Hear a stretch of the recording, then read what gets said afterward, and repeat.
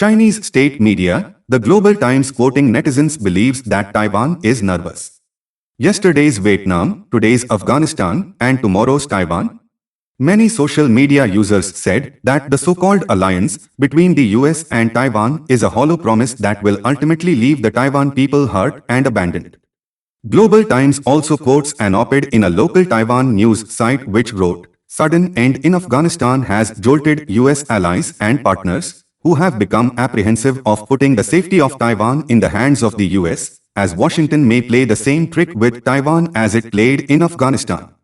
Experts writing for the Global Times further write, "The sheer debacle of the US in Afghanistan should serve as a warning to the secessionists in Taiwan, who have to realize that they cannot bank on Washington, as Afghanistan is not the first place where the US abandoned its allies, and it will not be the last one." Taiwan needs to understand that war is inherently political.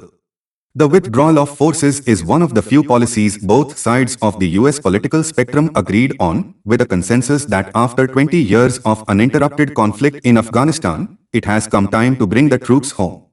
This comes despite growing recognition of the enormous humanitarian costs such action has entailed. Women and minorities are now fearful for their lives, schools for girls are being shut down, and tens of thousands of refugees are fleeing the country.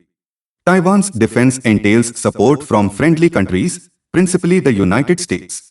In recent years, Taiwan has cultivated a message that it stands on the front lines of democracy and its survival is inherently related to that of democracies all over the world. This idea has resonated in Washington and other like-minded capitals around the world.